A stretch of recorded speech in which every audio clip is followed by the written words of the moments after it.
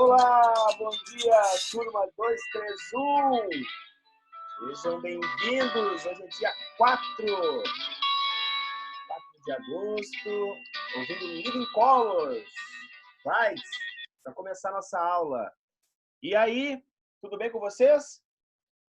Espero que sim. Hoje iniciamos um novo mês, mais um mês, né? O mês de agosto. Estamos entrando na 19ª semana de distanciamento social, de aulas remotas, né? E a gente vai encaminhar aí a aula de hoje. Então, o que nós vamos ver hoje? A gente não vai estudar o nosso conteúdo em específico hoje de maneira horizontal, né? De maneira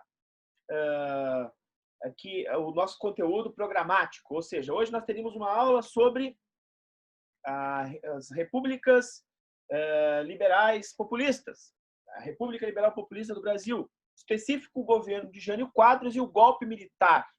Então, nós vamos adiar, né, esse assunto para a 20ª semana de aula. E hoje nós iremos trabalhar especificamente com um assunto importantíssimo. Nós somos convidados, deixa eu ligar a luz aqui. Nós somos convidados para participar da 3ª Feira de Direitos Humanos na Procuradoria-Geral do Estado do Rio Grande do Sul. Nós, o Colégio Romano, né? Então,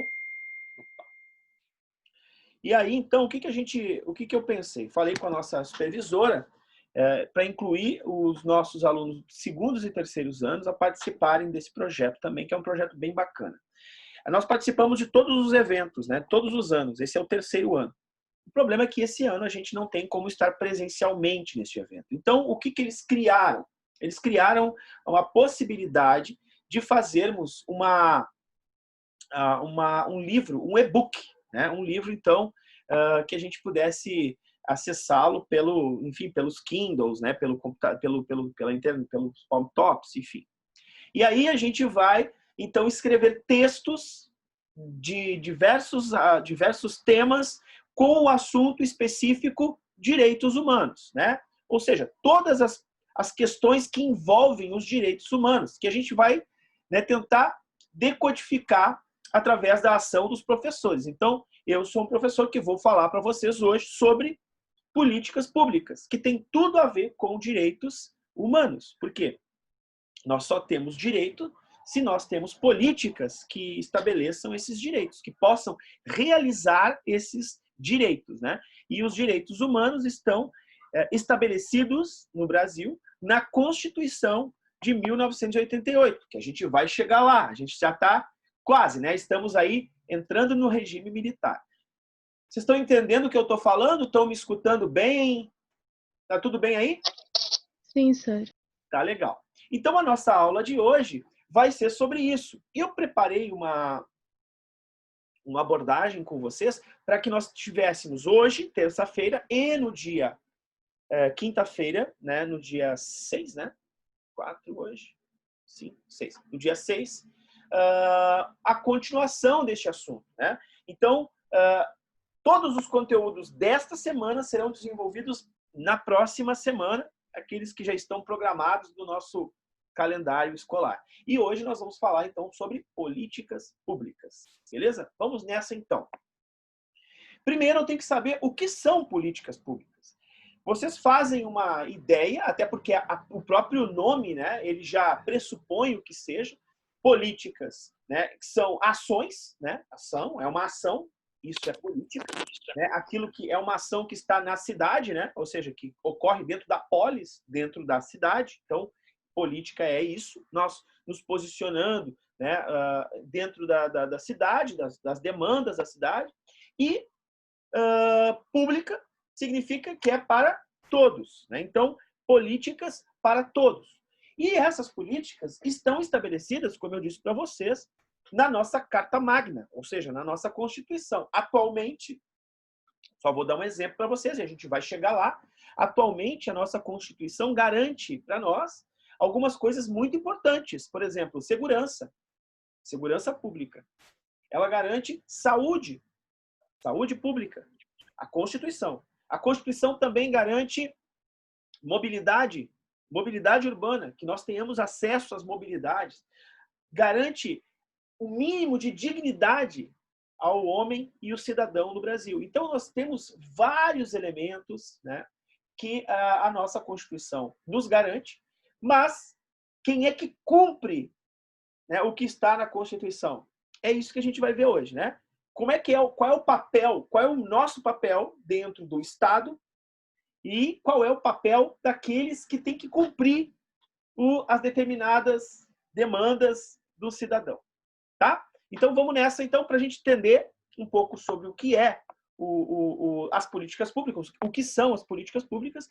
Eu vou pedir licença para vocês para a gente mostrar aqui um esqueminha que eu fiz de um slide. Depois eu vou deixar tudo na Iônica para que vocês tenham acesso, para que vocês possam produzir esses textos aí, que vai ser divulgado ainda pela coordenação do colégio, certo? Então, para quem chegou agora, nós iremos trabalhar hoje políticas públicas no Brasil, certo? Vamos nessa.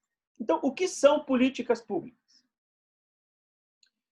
Eu preparei aqui um esqueminha. Não, peraí, vou de novo. Estão enxergando agora? Beleza? Eu preparei um esquema aqui onde eu coloco o seguinte: políticas públicas são ações do governo, e aí a gente tem que diferenciar o que é governo e o que é Estado, destinado ao cumprimento de determinado dever. Então, o governo deve fazer alguma coisa. Deixa eu colocar alguém aqui que chegou atrasado. A Thaisa.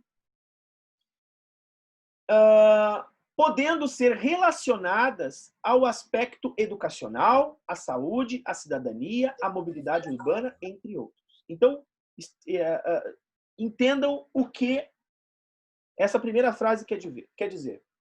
Ações do governo sobre determinadas demandas que ele deve cumprir, que podem ser nos campos da educação, da saúde, da cidadania e da mobilidade urbana, entre outros tantos. Na prática, são aplicadas por qualquer esfera do governo. Então, elas podem ser aplicadas e são aplicadas, né, pelo prefeito na esfera municipal. Aliás, a gente mora numa cidade, né? Então, é o prefeito que cumpre. Nós sentimos o primeiro efeito de tudo quando fala assim segurança, quando fala assim mobilidade urbana, em saúde, na nossa cidade, porque é aqui que a gente reside. Então, o prefeito tem uma função importantíssima. Mas também ela pode ocorrer no Estado, no governo estadual, ou ela pode ocorrer também no âmbito, na esfera nacional, e deve, né, com o governo federal. Certo? Além disso, ela pode ser uma demanda que venha a ser cumprida por iniciativa privada. Por exemplo, a gente tem em Porto Alegre os Cozinheiros do Bem. Vocês já ouviram falar? Então, os Cozinheiros do Bem, eles promovem uma ação, né, de política pública de alimentar moradores de rua, né? Eles recebem doação, né? Eles têm voluntários que cobrem essas necessidades, né? Que vão ali fazer a comida. Eles recebem o alimento in natura, eles fazem a comida e, de acordo com as demandas, eles distribuem essa comida para as populações pobres, né, carentes, que não têm habitação, que moram na rua. Além disso, podem ser, então, promovidas por essas sociedades, agentes civis, como, por exemplo, essa ONG, ou ainda pode ser um benefício que o governo está fazendo para uma pequena parcela da sociedade, ou para minorias, né? E a gente vai falar sobre mobilidade urbana. Então, eu queria chamar a atenção de vocês o seguinte: nós moramos em Porto Alegre, todo mundo tem ruas, né? A gente mora em ruas, né? Todo mundo transita pelas ruas. As ruas tem que ser um espaço de trânsito, não só de carros, né? Porque nem todo mundo tem carro. Mas o que a gente vê em Porto Alegre é que existe muito mais ruas, né, vias para automóveis, do que ciclovias. Mas a gente tem que entender que houve uma melhora considerável de ampliação de ciclovias. E por que houve?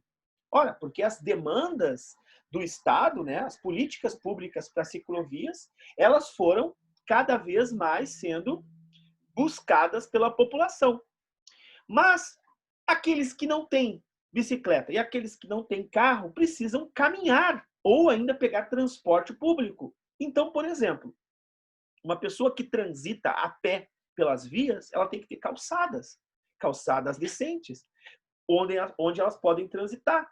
Elas têm que exigir, por exemplo, que o transporte público seja um transporte público decente, que ela não se sinta uma sardinha dentro de um transporte público, que ele seja digno. Então, vejam que as políticas públicas, elas são para o público, para o todo. Não é só para quem possui carro ou para quem possui bicicleta. Né? É para todo mundo. E mesmo, olha só que loucura, mesmo dentro da possibilidade de mobilidade, a gente tem uma situação. Por exemplo, um cadeirante.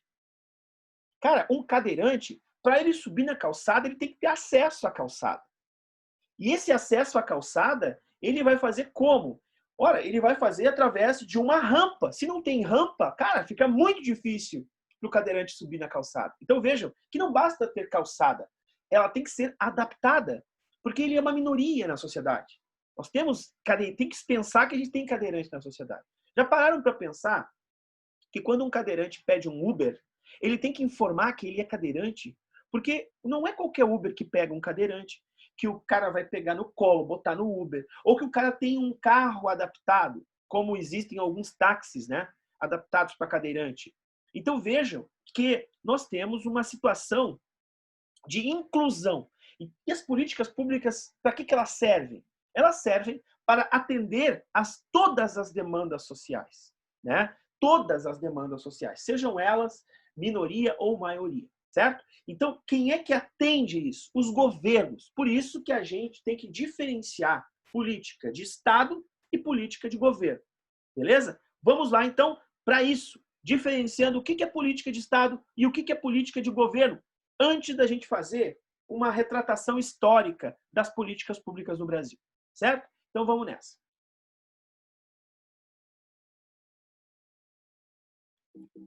Eu vou colocar direto lá na frente, porque vou fazer diferente com vocês. Está aqui.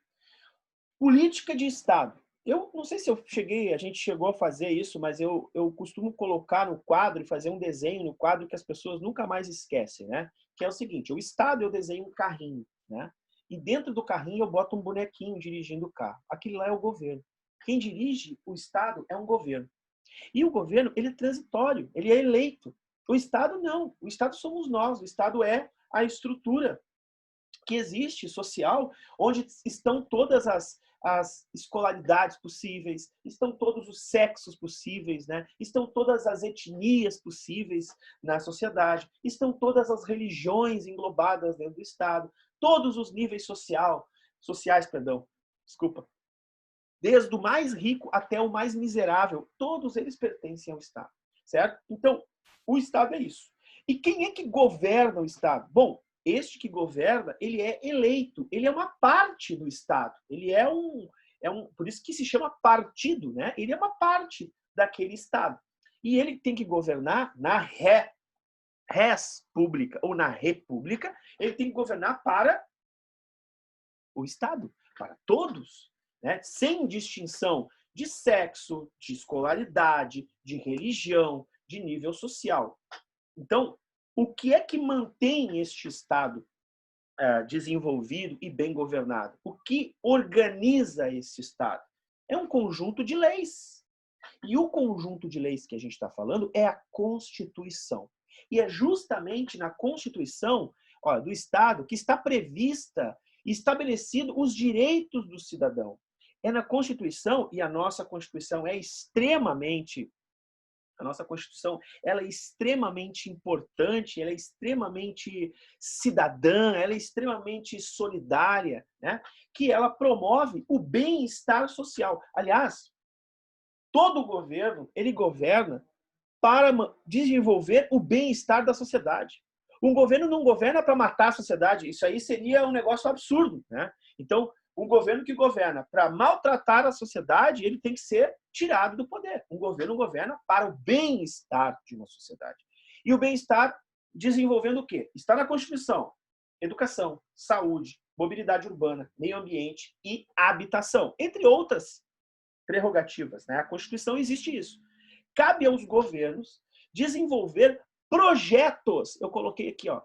Então, a política de governo é desenvolver projetos que desenvolvam ali as habilidades da educação, que ampliem a educação, que ampliem a assistência à saúde. Vejam só, a questão da saúde, né, no Brasil. Nós passamos por uma pandemia, o mundo todo passa, né? Todo mundo viu onde é que está o problema, né? Tem países que não existe saúde pública. Então, vamos pegar o estado dos Estados Unidos, né? O caso dos Estados Unidos é emblemático. É um país extremamente importante, é um país extremamente rico e ele não atende a população mais carente. Ah, mas existe população carente nos Estados Unidos? Muitos! Existem muitos moradores de rua nos Estados Unidos, existem gente pobre nos Estados Unidos. Então, assim, não existe assistência pública de saúde. O Brasil tem. Ah, mas o Brasil é ruim, professor. No Brasil, eu nunca vi. Eu fico uma hora na fila. Cara, todo mundo que está com problema de Covid-19 hoje está sendo atendido. 89% está sendo atendido no setor público de saúde. Então, se nós não tivéssemos o setor público de saúde, seria uma catástrofe, uma tragédia. Portanto, gurizada, é importante a gente perceber que governos têm que dar devida atenção à saúde, desenvolver políticas de saúde pública. Então, agora, eu vou fazer com vocês uma breve retratação histórica do que foi, na nossa história, o processo, né, de desenvolvimento de políticas públicas. Vocês estão entendendo até aqui, pessoal? Ou eu estou indo muito rápido? Sereno, senhor, tudo sereno. Tá sereno? Beleza. Então, o que a gente vai ver agora, né? A gente vai ver assim, a nossa Constituição, e olha que coincidência, né? A nossa Constituição é de anota aí, 1988. 1988, a nossa Constituição. Certo? Ela foi feita em 1988. E a gente vai começar, eu escolhi essa data, porque são 100 anos antes da nossa Constituição. E eu escolhi essa data porque ela é emblemática. Então vamos lá. Olha só a jogada que eu fiz para a gente trabalhar hoje. Eu escolhi essa data. Eu escolhi o ano de 1888, o ano do fim da escravidão no Brasil. Mas eu queria perguntar para vocês, acabou a escravidão no Brasil?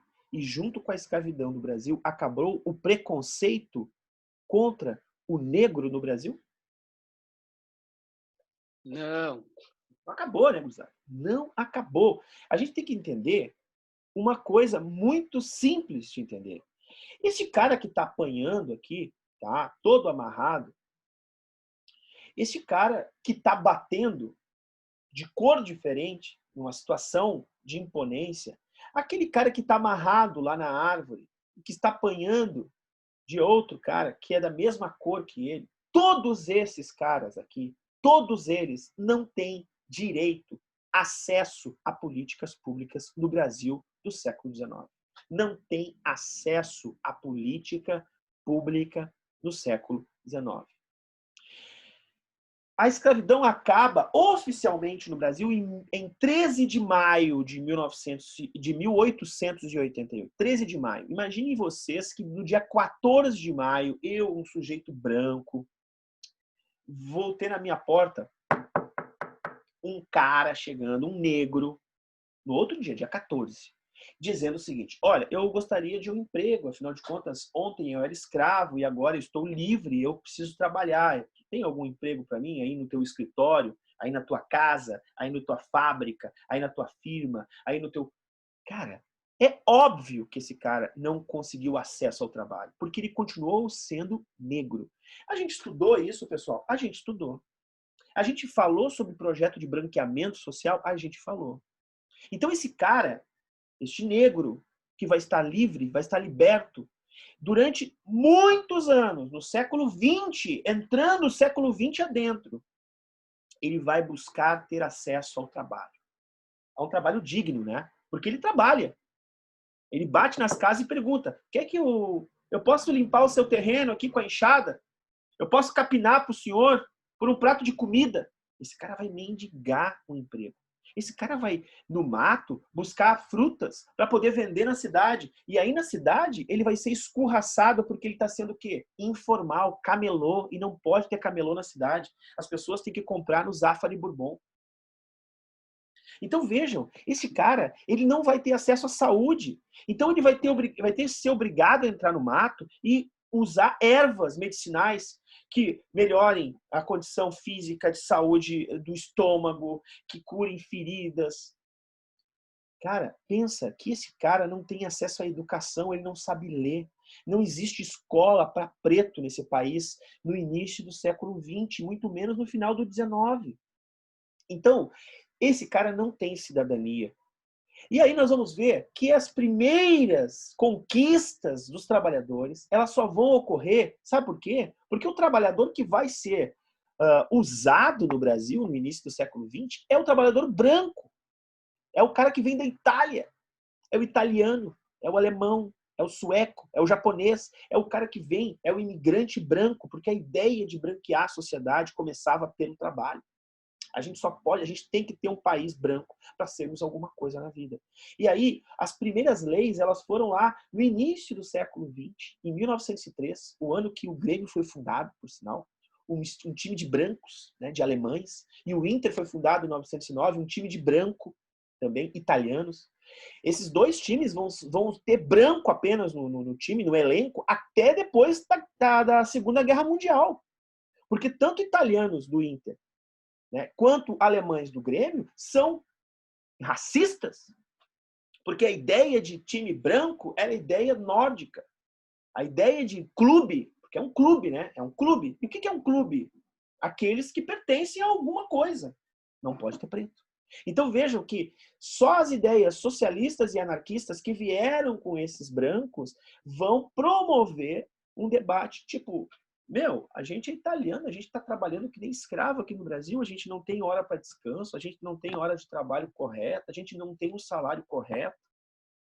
Sacou? Então, indo mais adiante, a gente viu aqui que o primeiro surto industrial que o Brasil teve foi justamente na Primeira Guerra Mundial. Então, na Primeira Guerra Mundial, o Brasil queria comprar roupa, por exemplo, e não tinha como comprar, porque quem vendia roupa para o Brasil estava em guerra. Então, o Brasil é obrigado a fazer o quê? A pegar o dinheiro do lucro do café e reinvestir numa indústria de manufatura de tecido. Aí surge, por exemplo, a família Matarazzo, né? As indústrias Matarazzo, a indústria de tecido. Está aqui, ó. Se tu olhares a indústria, vão ter mulheres trabalhando. Então, a mulher entra no mercado de trabalho, porque tem um momento de guerra, inclusive. E, se tu procurar bem aqui, tu vai achar só brancos. Só brancos. Tem um homem lá no fundo tem um homem, e ele provavelmente é o supervisor da mulher, ganha mais do que as operárias, né? Porque ele é homem. E as mulheres, todas elas são brancas. Olha que curioso. Seguindo, a gente estudou também sobre direitos públicos. Ó, direitos públicos. Este cara aqui, Getúlio Vargas, a gente viu, né? Ele é considerado o pai dos pobres, o pai dos trabalhadores. Por quê? Cara, ele criou a consolidação das leis trabalhistas, a CLT. Tá aqui, ó, carteirinha de trabalho, velho. O Getúlio Vargas vai ser visto pelos trabalhadores da sua época e muito tempo depois, até hoje, como um cara muito importante, porque ele cria segurança no trabalho. Ele faz girar a roda capital, ele cria uma jornada de 8 horas máximas para o trabalho. Eu não trabalho mais que isso. E mais, se eu trabalhar isso, no meio, entre 4 horas e outras 4 horas, no meio, eu tenho um período de intervalo. O trabalhador não tinha intervalo. Mais do que isso, gurizada, esse cara vai ter, o trabalhador, direito a férias. Tá louco, cara. Ele vai ter direito a férias. Mais do que isso, no final do mês, ele é certo que ele vai ganhar um salário mínimo. Ele pode ganhar 2 mínimos, ele pode ganhar 3 mínimos, mas ele vai ter um salário fixo. Gente, isso vai dar, essas leis sociais, essas leis trabalhistas, vão dar, assim, para o governo do Vargas, uma vida própria, um amor do trabalhador tremendo. O trabalhador vai levar uma ditadura na cabeça, o povo vai ter censura, o povo vai ter repressão, o povo não vai ter liberdade, o povo vai ter culto ao líder, o povo vai ter tortura, mas o povo vai achar o seguinte: Getúlio Vargas é o cara. Tudo por conta de leis que vão beneficiar o trabalhador. São muito importantes. Eu não posso deixar de falar sobre as importâncias dessas leis. Agora vejam comigo essa outra imagem. Essa outra imagem aqui é uma fábrica, a indústria Aliberti. Ela é muito curiosa também, porque é uma imagem, obviamente, lá dos anos 30, né? Se vocês observarem bem, nós temos aqui nessa imagem, né? O estado de São Paulo, trabalhadores, aqui na frente crianças, meninos, aqui crianças, meninas, aqui homens, homens, homens, homens, muitos homens, homens, homens, velhos, homens, homens, e aqui mulheres. Achou algum negro? Achou algum negro nessa foto? Então, mais uma vez, a gente vê que, mesmo com as leis trabalhistas, mesmo com a incorporação de todo o legado, é muito difícil a gente ver um negro contratado numa indústria. E as indústrias surgem em São Paulo. Eu estou falando isso por quê? Olha, porque até os anos depois da Segunda Guerra Mundial, gente, o negro vai ser escorraçado do Brasil. Não vai, o samba vai ser uma música perseguida. Vai ser uma música contestada, música de submundo. Não deve ser escutado o samba. O samba é música de preto. Não é legal. A religião afrodescendente, ela é demonizada até hoje. Até hoje existem as outras religiões. Eu nunca vi isso, né, cara? Todo mundo acredita em Deus. Eu acho isso maravilhoso. Deus é tudo. Deus, legitimamente, Deus é amor. Né? E, mesmo assim, tem religiões que pregam contra outras religiões. É uma coisa ilógica. O que é? Parece time de futebol, né?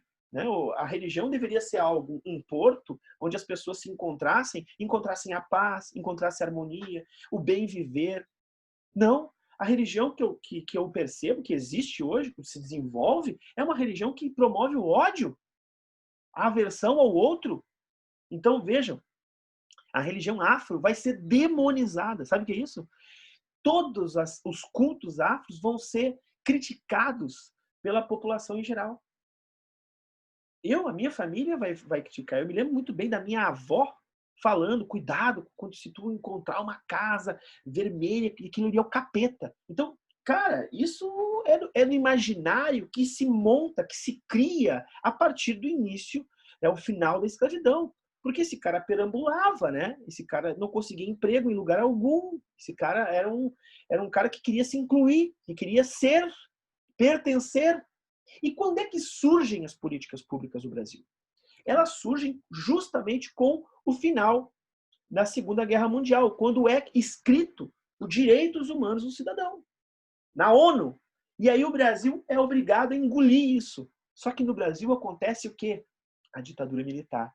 Conteúdo que a gente vai estudar agora, o próximo capítulo que a gente vai ver. Né? E o que acontece na ditadura militar? Tem uma tirinha que eu coloquei aqui, né, da Mônica, do Maurício de Souza, né, que diz assim: pai, o que é censura? O pai diz: bem, censura é decretar o cancelamento dos salários de intervenções de 340 sindicatos. Isso é censura. Censura é 43 federações e 3 confederações serem fechadas pelo regime militar. Censura é tratar greve como um ato ilegal. Né? Por quê? Porque a greve ela faz parte do movimento social. A greve, quando um trabalhador para de trabalhar, é porque ele está precisando de alguma coisa. Por exemplo, quantos centenas de milhares de trabalhadores na construção civil perderam sua vida porque subiam andaimes sem nenhum equipamento de proteção e caíam do 12º, 13º, 20º andar sem proteção nenhuma, se esborrachavam no chão. Família não recebia indenização nenhuma. Eu estou falando de um elemento básico, que é segurança no trabalho. Certo? Então, o que um sindicato vai promover? O bem-estar daquela categoria sindical. Seja ela trabalhador civil, da construção, seja ela trabalhador da saúde, por falta de EPI, de equipamento de segurança, seja ela os trabalhadores da segurança, né, que é o colete à prova de bala, armas adequadas, cursos adequados de abordagem, ao invés de chegar atirando e matar criança, chegar, perceber que é criança e, em última instância, atirar, cara. Em última instância, tu atira, velho. Isso aí é direito humano. Isso é direito humano. A segurança também, ela tem que chegar no condomínio de luxo e agir como age na favela.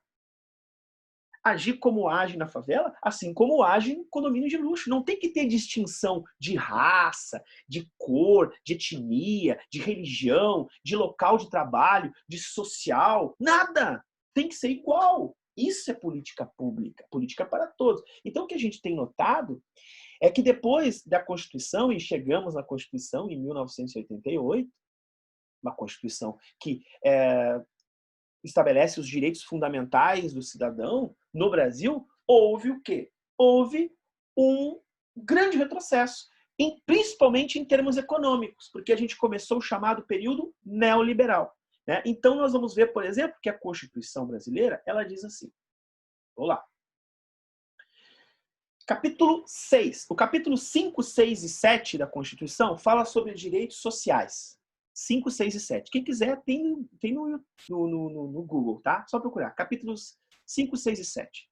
Eu vou no 6. São direitos de todo cidadão. A educação, a saúde, o trabalho, o lazer, a segurança, a previdência, que é a aposentadoria, a proteção à maternidade, das mães, né? E a infância, a assistência aos desamparados, sejam eles moradores de rua ou ainda idosos, né, que não têm família, na forma desta Constituição. E aqui vai descrevendo o artigo 6, né, com vários subartigos falando sobre isso. Né? São direitos sociais, educação, saúde, trabalho, moradia, lazer e assim por diante. Então, onde eu quero chegar com essa lei? Artigo 6º. Estão estabelecidas as regras, né? São estabelecidos os direitos. Mas eu quero saber de vocês, faltando 5 minutos para terminar a nossa aula. Queria saber de vocês o seguinte. Será que cumprem o que diz a Constituição? Quem deveria cumprir isso? A gente viu, o governo, né? Tanto o governo do município, quanto o governo do estado, quanto o governo federal. Será que cumprem o que está descrito na Constituição brasileira? O que se estabelece de leis orgânicas do nosso país, da nossa vida? O que vocês acham?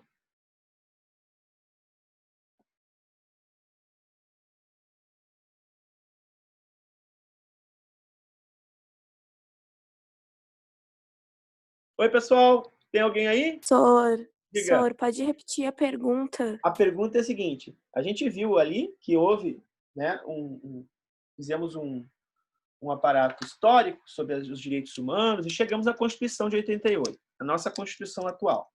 E aí a gente viu na Constituição o artigo 5, 6 e 7, a gente viu o artigo 6, né? Que diz o seguinte, que nós temos direito à educação, saúde, habitação. Será que cumprem esses direitos? Será que nos dão todos esses direitos que estão na Constituição? Não. Não. E será que existe algum meio da gente cobrar isso ou da gente melhorar isso? Acho que sim. Bom, nas cidades, primeira coisa, né? Quando a gente vai votar, a gente tem que saber em quem vai votar. Tem que ver se o cara tem um projeto para o Estado, né? A gente tem que votar em alguém que vá atender as nossas necessidades, as necessidades do nosso grupo, né? É assim é que nem eu falei no início aí, né? Tu vai num buffet para comer, né? Tu vai escolher aquilo que tu come. Tu não vai pegar carne se tu é vegetariano, pô, né? Tu não vai servir carne. Tu não vai comer a carne. Aliás, tu tem até pena dos bichinhos que morreram ali, que viraram comida. Então, quando nós vamos escolher alguém para governar o Estado, a gente vai escolher alguém que seja competente a ponto de satisfazer os problemas, né? Os problemas não, as demandas da maioria, principalmente, né? Que eu me incluo. Segundo, não só no voto, mas também depois de votar, em toda cidade existe um chamado Conselho Municipal. Este conselho municipal, ele é qualquer pessoa pode chegar no conselho municipal e dizer, olha, eu tenho um problema, tenho uma demanda lá no meu bairro. Tem lá o esgoto a céu aberto, ninguém aguenta o cheiro, gera mosquito, as crianças brincam lá, pegam doenças e tal, e eu preciso que a prefeitura tome jeito. Isso é um conselho, se faz isso no conselho municipal. Algumas pessoas vão nas redes de televisão, né? A gente tem algumas redes de televisão em Porto Alegre aqui, né, que fazem esse trabalho, né? As pessoas chamam lá a reportagem da TV do lado de um buraco, né? Do lado do valão, né? Do lado de um acidente de carro, do lado de um vazamento e falem, ó, aqui, ó, não pode ficar assim. A prefeitura vai lá e pum, conserta. Então, cobrar dos entes públicos é um dever do cidadão, porque nós vivemos dentro de uma comunidade pública, né? Então nós temos que buscar as formas de cobrar as políticas públicas, para atendimento de políticas públicas, né? Enfim, gurizada, o que eu quis com com essa aula de hoje, né?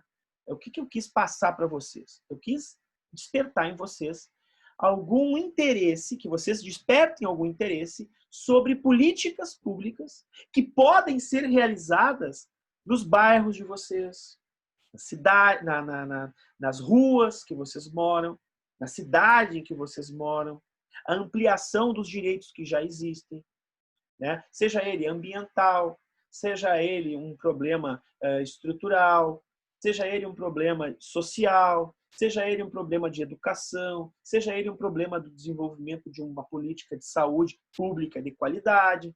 Então, é isso que eu quis com essa aula de hoje, certo? E também, né, vocês viram que eu toquei bastante forte na questão racial, né? Na questão do racismo, principalmente, na questão da exclusão do negro. E na quinta-feira nós voltaremos e eu vou falar sobre Djamila Ribeiro, vou falar sobre esse livrinho aqui, o pequeno, né, manual antirracista, que é muito bacana, é bem baratinho, vocês podem comprar também, né, mas vale a pena ter. Mas eu vou falar sobre esse livrinho, vou falar sobre políticas antirracistas do Brasil, certo? Para ampliar um pouco o nosso tema sobre políticas públicas, sobre direitos humanos. Eu desejo uma boa semana para vocês, um grande beijo, um bom agosto para todos nós.